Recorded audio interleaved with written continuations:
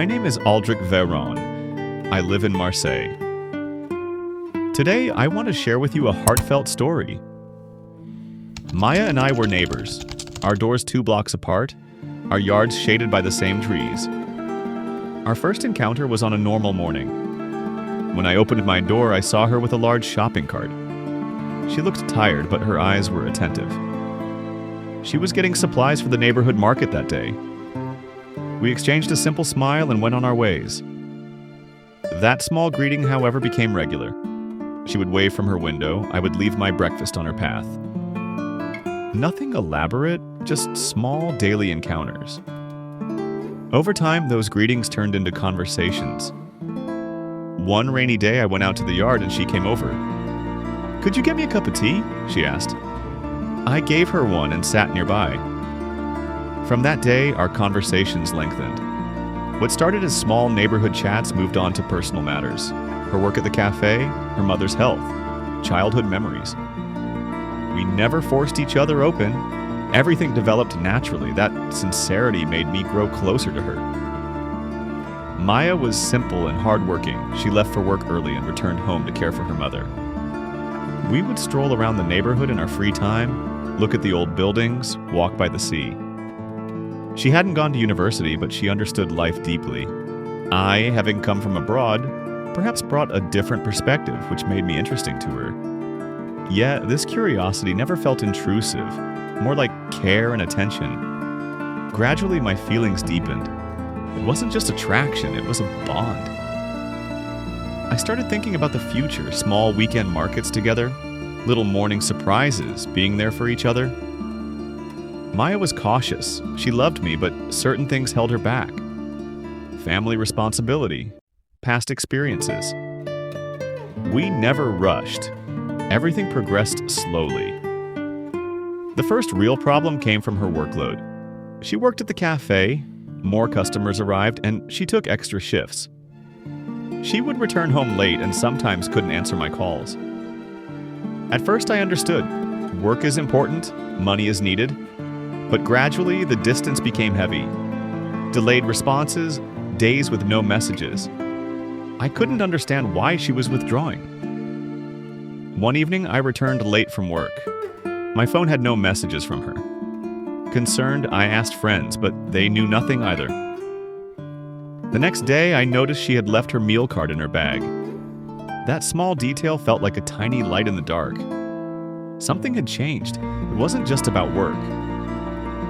When we met, she looked exhausted and said, "I have too much to handle. I need to care for my mother. It's all overwhelming." After that, she started closing off. Shorter replies, keeping to herself. The distance came slowly, step by step.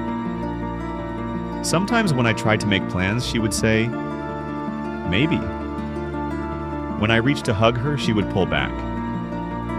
I tried to ask, but her reasons were never clear. There was no other man in her life. The problem was her internal fatigue and worry.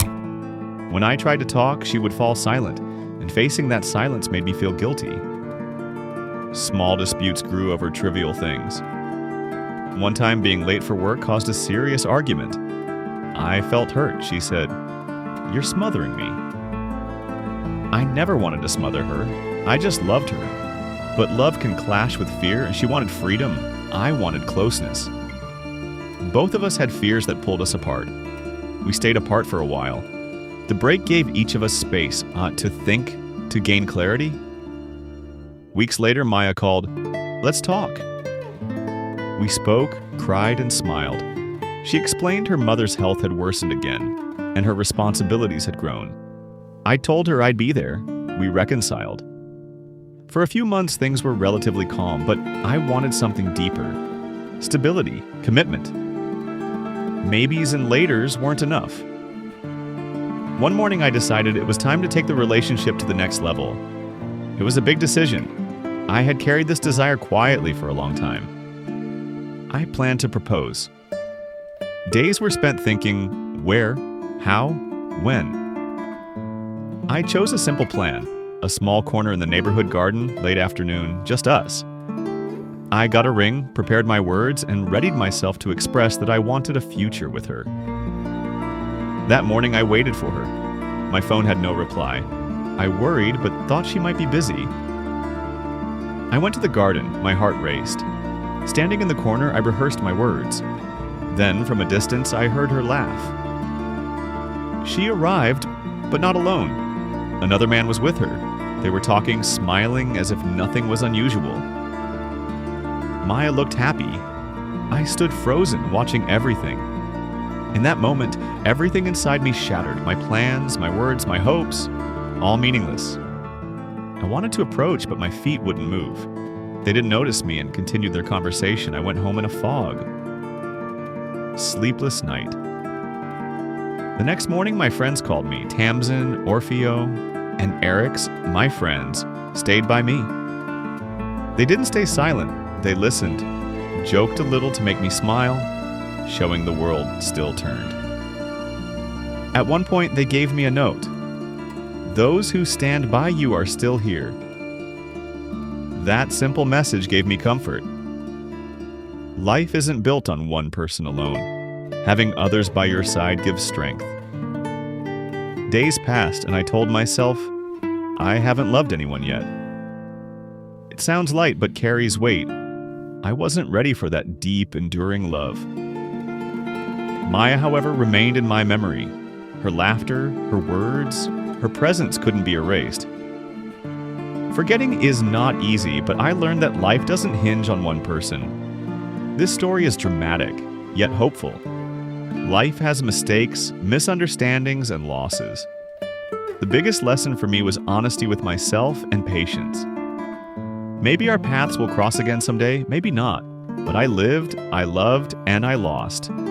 That's part of being human. This is where my story ends. If this story touched you, subscribe. It's not just pressing a button. It means staying with us for future stories, sharing the small joys and sorrows together.